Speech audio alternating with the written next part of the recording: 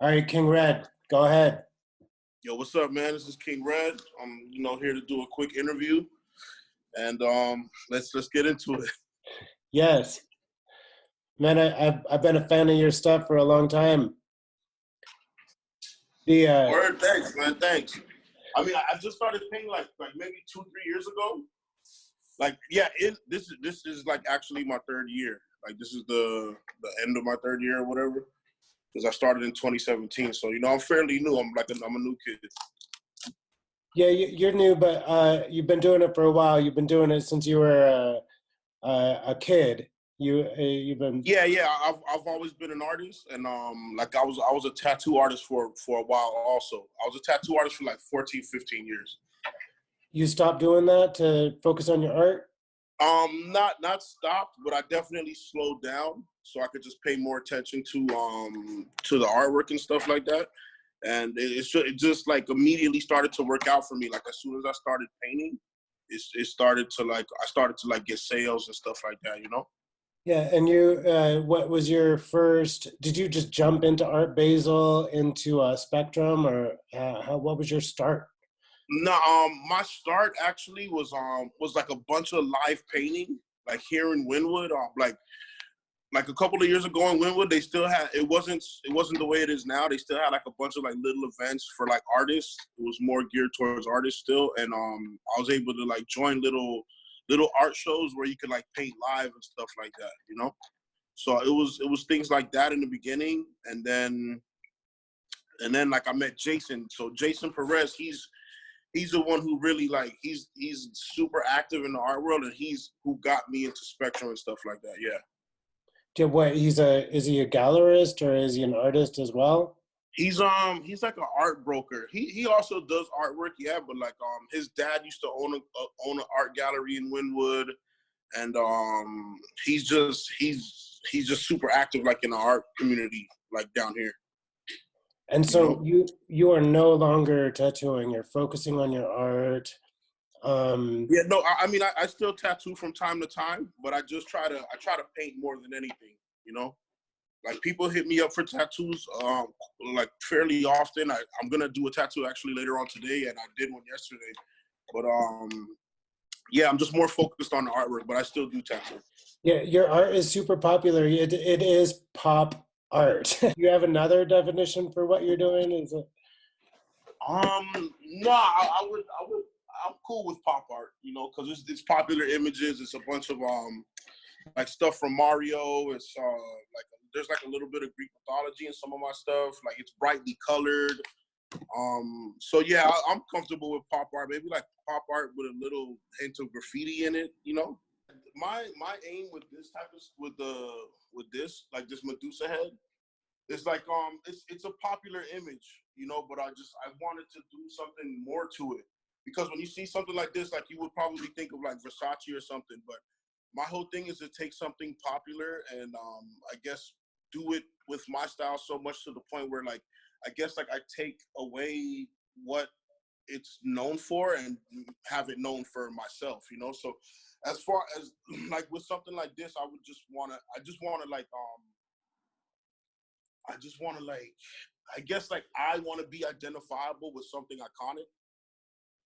You know what I mean? So like this Medusa head, like you will see it's a Versace Medusa head, but when you see my Medusa head, you would identify it as like that's King Red's. You know what I mean? I guess like I don't know. I've lived such an insignificant life that I just wanted to put like my stamp on things that are significant.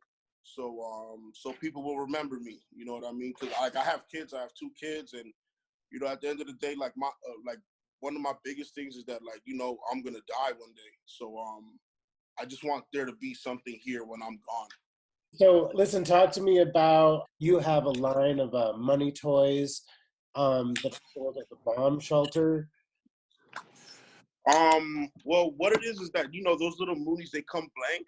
So and like the designer toy thing is pretty popular. So when I started painting, I just wanted to do as much as possible. You know what I mean? I wanted to have as much things out there to just every time I post, I just wanted it to be something different on my Instagram, just to keep getting attention. So I started doing the moonies, and they started to sell also. I haven't done them in a while, but I need to get more because I just don't have any blank ones. But I just did it to have as much to have like a diverse amount of things that I'm doing, you know, like toys, t-shirts, hats, stickers, like also the artwork. Now I'm working a lot on my iPad since we're here doing the quarantine stuff. We can't really go out. And yeah, I just try to do as much as possible, honestly. Yeah, your iPad, I was looking at your Adobe Draws. Yeah. What do you do? I mean, they're very impressive. Actually, it kind of blew my mind that it didn't occur to me that a person would be able to do what you're doing on those like graphic design apps. Like, what do you do with Yeah, that? no, that's something that just like it literally because like I had bought this iPad maybe about a year and a half ago or something like that, and like I was just using it to watch YouTube in the studio.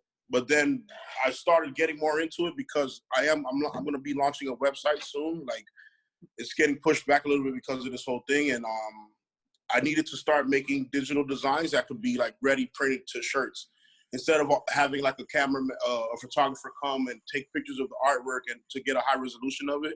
It's better if you work on the iPad and then and you can just send like the PDF or whatever, and then the guys could like put it on a t-shirt or put it on whatever, you know, and it comes out a lot clearer.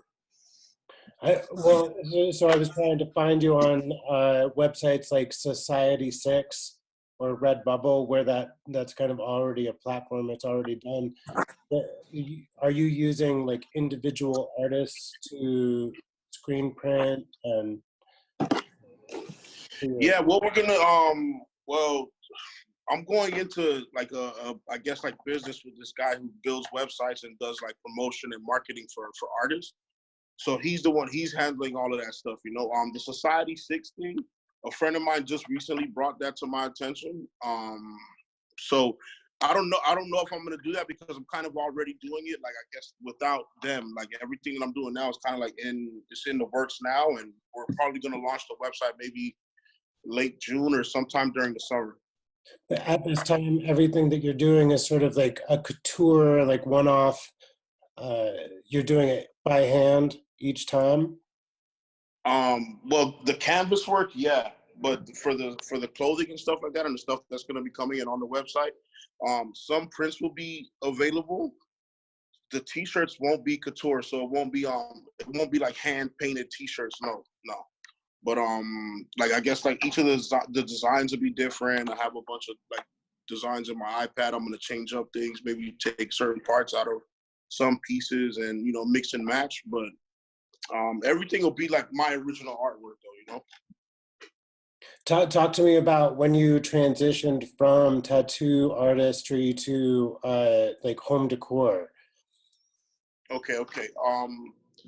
Well, I did a tattoo on a big artist down here. His name's Levo, and we spoke. I told him that I was interested in getting into art, and he actually like invited me to his studio. So when I seen what he had going on there, and he literally had everything. He had canvases that were about to be finished, canvases that were finished. He had t-shirts, hats, like everything, coasters, cups. He had everything with his artwork on it, and I was like, wow, like this is what I would like to do. This I want to have my artwork all over stuff. So it just like super inspired me, and I bought a bunch of canvases and I started painting. And then so like originally I started painting. I was painting a bunch of my old drawings from like from sketchbooks that I've had, and I did an art show.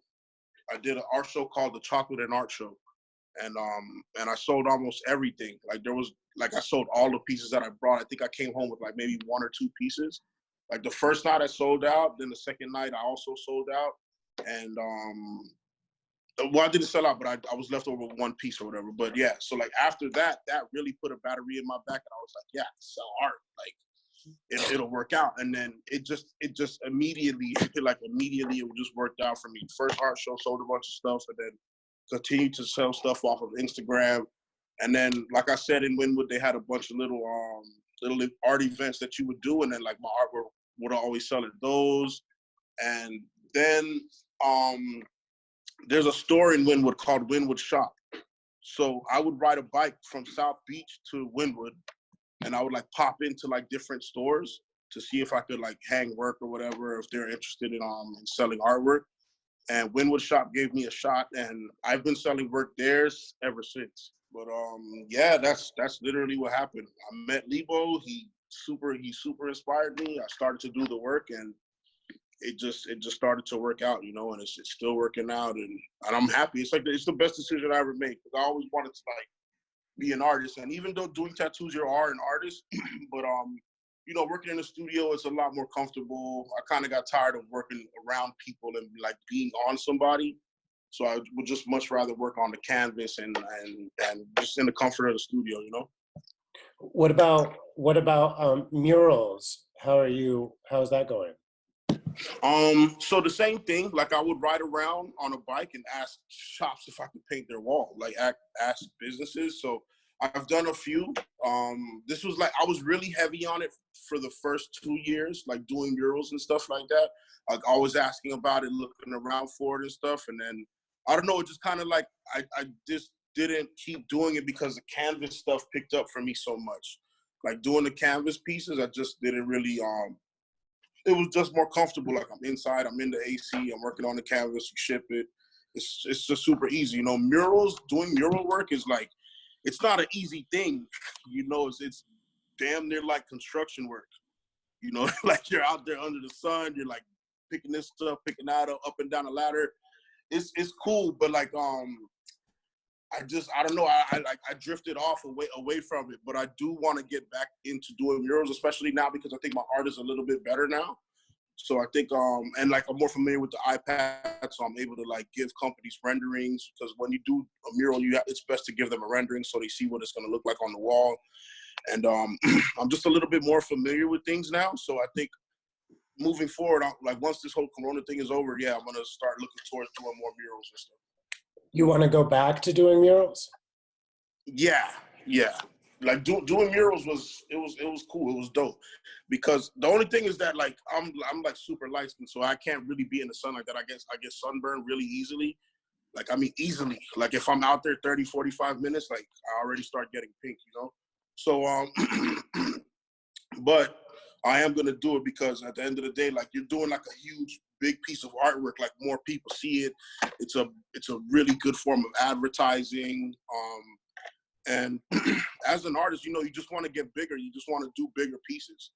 So on the murals, it looks like your pieces, are you using spray paint? On the canvas? Yeah. No. My canvas pieces are, it's acrylic paint. Well, like I pencil out the drawing first, and then I paint in all the sections with acrylic paint. And once it dries, I go over it with paint marker, you know? So it's there, some pieces, like some pieces I have used spray paint on, but for the most part, it's acrylic paint and paint marker.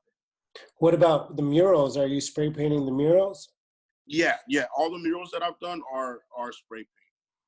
Yeah. So the whole thing is spray paint, no brushes on the murals? Yeah, no brushes on the murals, no. Multi-talented.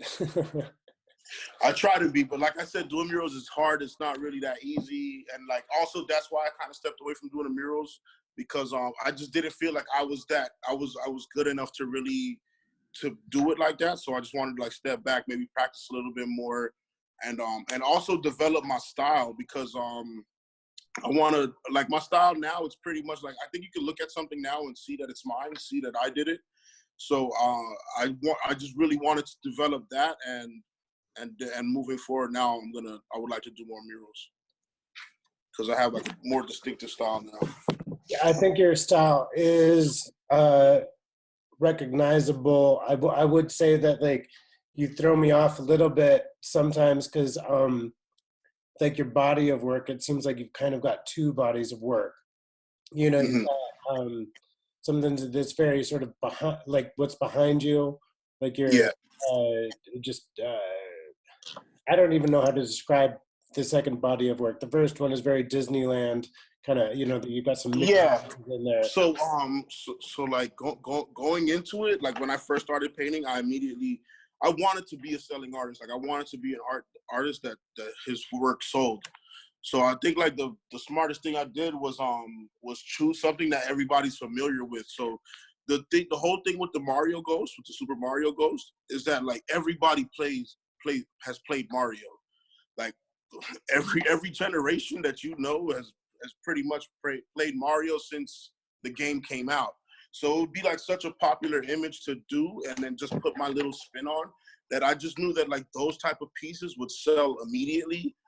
And then that would give me the space to at least I'm living off of my artwork. And then I would have the space to do the stuff that I really wanted to do, which is this that's behind me, you know, the like the neoclassical type stuff, the like I guess like old mythology type artwork, like, you know, like statues and stuff like that, you know, like paintings of statues.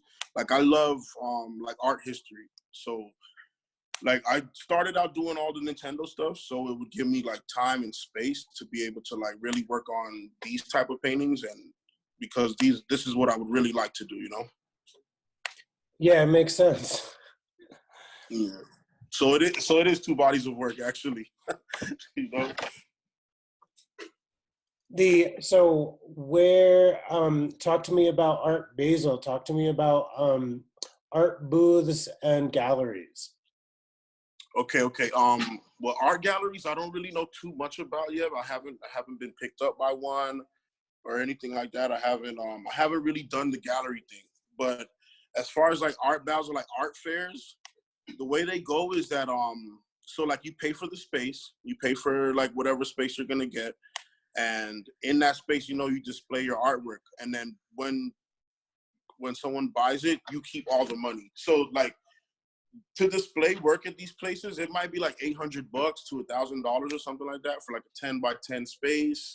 And in that 10 by 10 space, like it's on you to put up your artwork like the best way possible. Like I wouldn't clutter it up. So what I did for Spectrum was I took like maybe 6 pieces, and they were like all the same size. They were a good distance away from each other, because you just don't want to like cram a bunch of artwork into one small space and hope that something sells.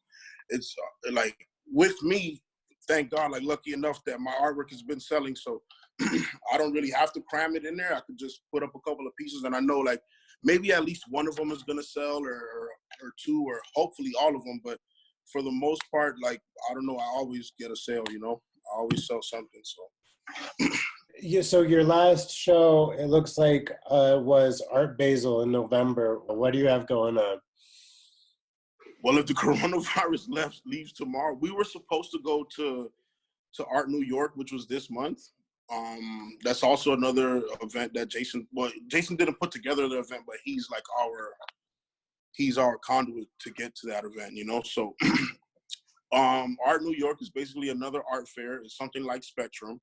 It's in New York at Pier 94, I believe, in Chelsea or something like that. And then there's always like things monthly. There's like these monthly events that you could do. So monthly we do I do something at the SLS. It's like every first Friday. And then they also do Art Walk, which is every second Saturday. So I'm somewhat in those things monthly.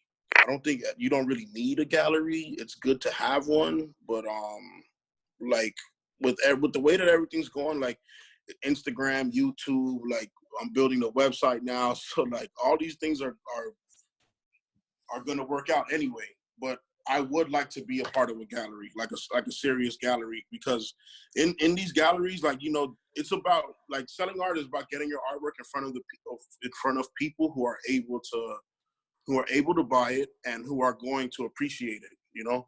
So like a lot of people, they do like my artwork, but they just don't have the money for it, you know. So with galleries, you get put in front of people that have the money to purchase your artwork, you know. Yeah. Yeah. Hey, listen, so you grew up in Miami. How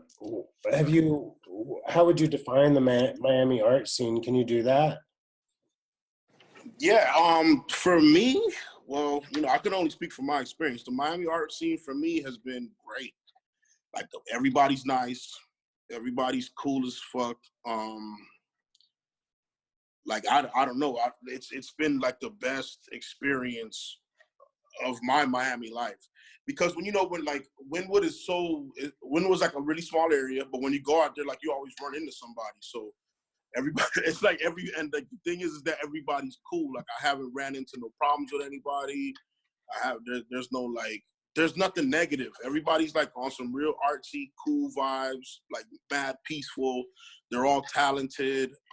They all have like really great ideas, and we're just like all in the same boat. Like everybody's like the same. Not the same type of person, but almost like, I guess, like the same kind of person, like being artistic and like forward thinking,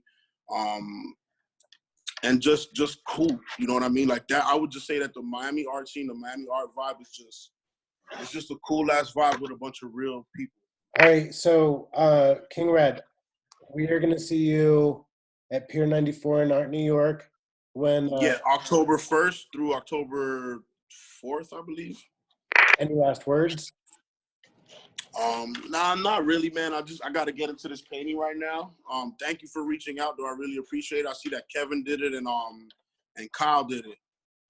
You know, so that's what's up, man. Thanks for reaching out. And at the end of the day, like, this is what artists need. Artists need, we need help because the way the art market is like there's like a select few that gets in at a certain amount of time, and I think that we all need the attention. That we should just let the world decide who's who and who they want to keep and who they don't, instead of such a small select group of people who decide, Yeah. But yeah, man, we all need the exposure, All right, King Red, thank you so much.